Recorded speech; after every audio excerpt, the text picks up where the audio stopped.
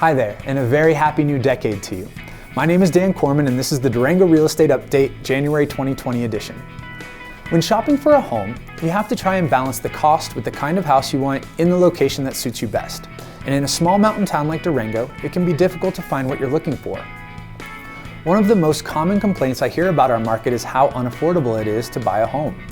And while the price tags are sometimes shocking, it remains that you can still get a darn good home for a decent price. You just have to put me to work for it. Let's talk about pricing and affordability for a moment. Durango. It's located next to thousands of acres of national forest, is 25 minutes from Purgatory, has more restaurants per capita than San Francisco, and has the Animas River running through it year-round.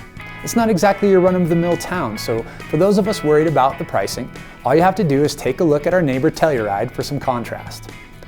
I often get asked about the differences between average and median pricing, both of which you'll see on this graph showing Telluride. And they want to know when best to use each when evaluating values and trends.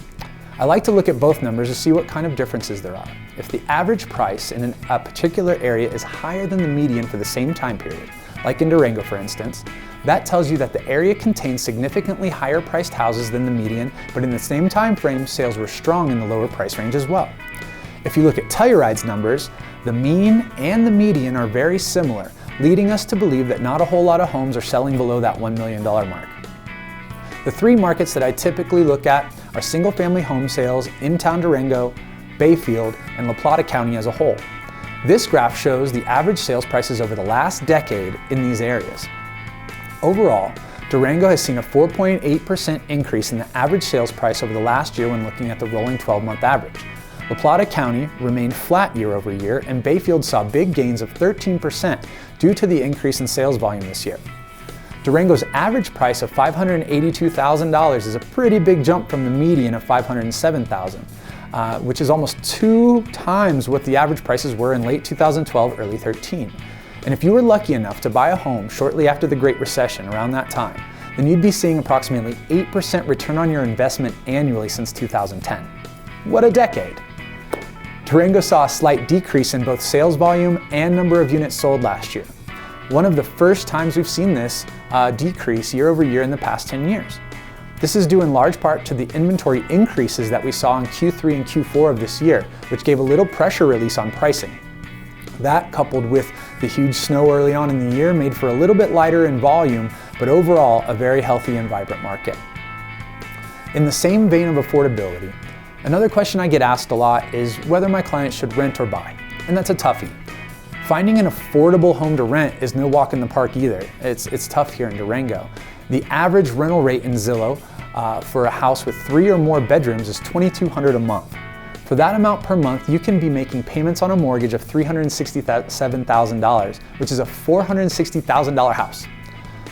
I'm of the mindset that if you can bear down, live in a closet for a while, and save the money, the gross annual rent of $26,000 plus that you'd be saving could be half of your down payment on a $450,000 home.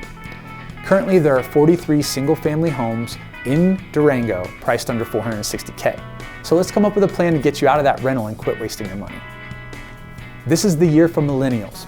We have more homes actively for sale in the market than we've had since January of 2016. The millennials are now mostly in our 30s, we have jobs, we're feeling the pressure to buy now that we've been renting for 10 plus years. Do that math, it is not pretty. So overall, Durango's real estate market is poised. It's poised to continue through 2020 and beyond, with interest rates expected to remain right around the 4% mark, which is an incredible number, and developments such as Twin Buttes, the Edgemonts, Three Springs, and several others continuing to add inventory. The early part of this year, it will be an incredible time to try and snag a deal on some of the inventory that's been sitting on the market for a few months.